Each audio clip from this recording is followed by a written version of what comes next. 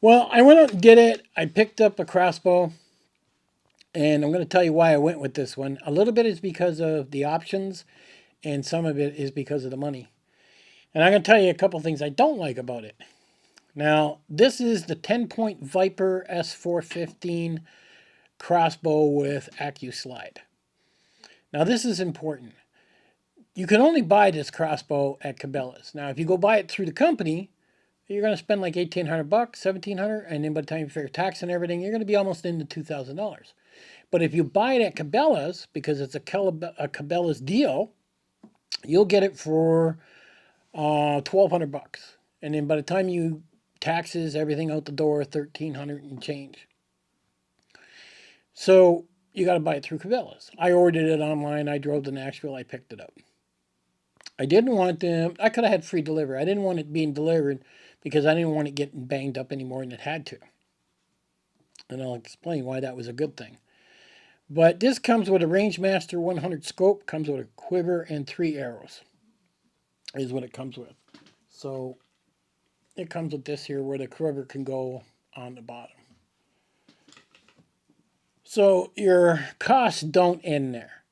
You're going to want to buy 6 more arrows. That's going to cost you about 90 bucks. Then you're going to want to buy, some broadheads. That's going to run you about 40 bucks. Now, I prefer the solid broadhead compared to the broadhead that opens on contact.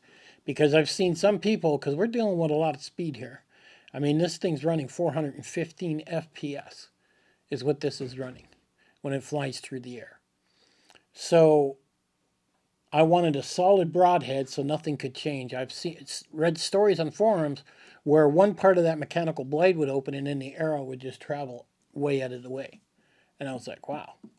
So we're going to stick with a solid blade with this. You really don't want to shoot any further than 50 yards with this. It will go 100, but you really don't want to shoot any more than 50.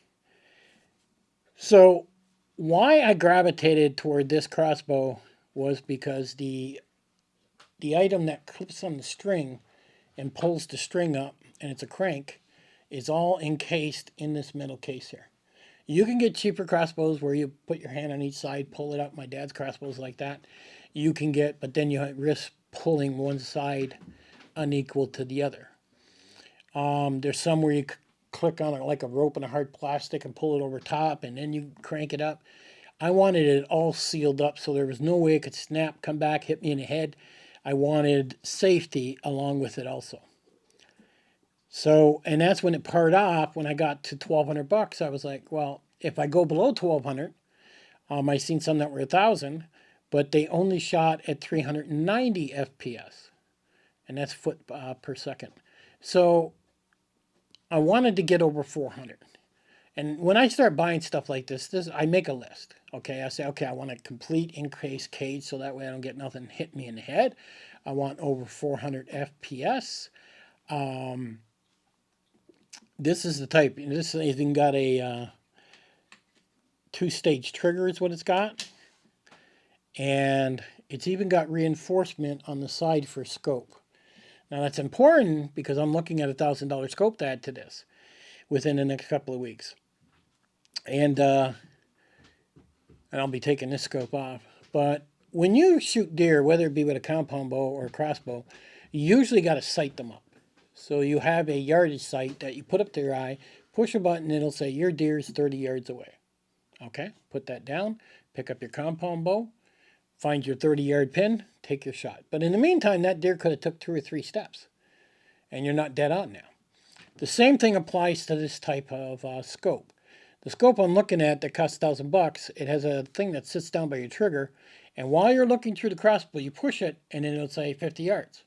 And then within a second, it's got a little red dot. You put it on a deer and squeeze. So it does all the yardage and everything for you, and it's very quick. But it costs a lot of money. And that's the scope I want to pick up.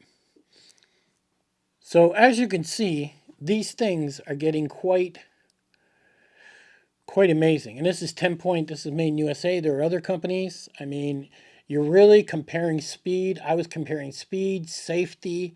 Was the scope reinforced? Because you have to understand, when you pull that trigger, there's a lot of vibration going on here. There's a lot of things that are shaking. Now, what I didn't like about TenPoint that really irked me. So I pick it up at Cabela's, I throw it in the back of the truck, I bring it home, and then I open the box. I'm expecting to see another box inside that box, and I'm expecting to see it inside of styrofoam. You know, because when you're shipping these things, you'd think you'd want to prevent it from shaking all over the place. It wasn't. It was just simply inside a box with some cardboard cutouts. The scope was supposed to be slid in between some type of cardboard holding it, but it wasn't. It was bouncing all over the box like it was playing ping pong. Their packaging for TenPoint just sucks. And that's all there is to it. And you won't see one video where anybody talks about that. You know, maybe they got their shit for free. I don't know. But if TenPoint does see this video, you guys need to really work on your packaging. When you're starting to spend, you know, over $1,000 for something, the least amount of banging you can do to something, the better it is. I mean, even if you got to up it $10 more to have, usually you have your item wrapped in another box with some fancy marketing on the outside, and it's inside foam. This wasn't. It was simply a brown box. I guess when the hunting stores or places get them, they just hang them up and say, here you go. You know, or somebody buys a case with them, I guess. I don't know. But I went more. I wanted something that was over 400 FPS. And this one will do 100 yards. Anytime you get under that, you're probably into about 50, 60 yards. You shouldn't shoot for a kill at any more than 50 yards. But it is a very, very impressive item. It really is. So for the most bang for my buck, for getting, you know, for getting over the 400 FPS, for having the trigger mechanism covered inside, so it's not going to come back and crack me in the head if something goes wrong, to have the bracing for the scope, for the bigger scope I'm going to be getting, and having this trigger mechanism, the 2-point trigger, I am quite impressed. Now I'm going to shoot this a couple of ways. I'm going to shoot this from a tree stand, and I'm going to shoot this from the ground where it's going to be on a tripod. And there's something else I'm going to buy that's going to clamp on the bottom. So you're literally going to be sitting in a chair or sitting on the ground, have this tripod out with this sitting in front of you so there ain't no shaking, and you want it to be as still as possible when you pull that trigger. Because this is so heavy, it's not like you're going to be able to hold it out there for 20 minutes. It's not going to happen. Your arms are going to start to fall. You're going to start to shake.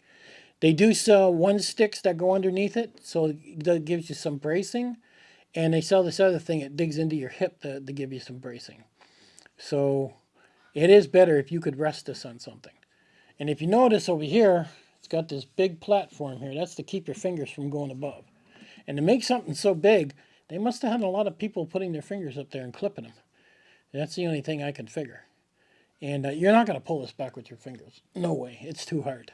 You really do need that crank. And the nice thing about it is when you crank it, you can stop midway and it doesn't unravel. All the things these used to do a few years ago have now been upgraded.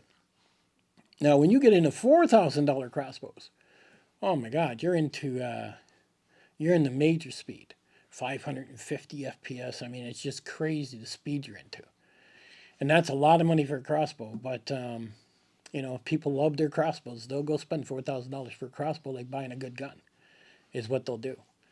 But this one runs 415, which is ample to take down bear, elk, deer, whatever. And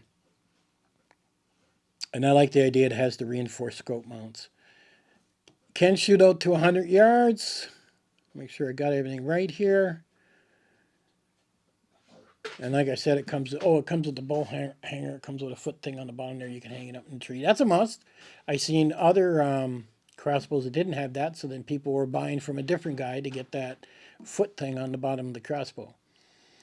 But this is really, really a cool crossbow. It really is. When the scope comes in, I'll sight it up. Maybe I'll take a video of it. And then this thing will be ready to go with the tree stand I got. Catch you guys on the next one.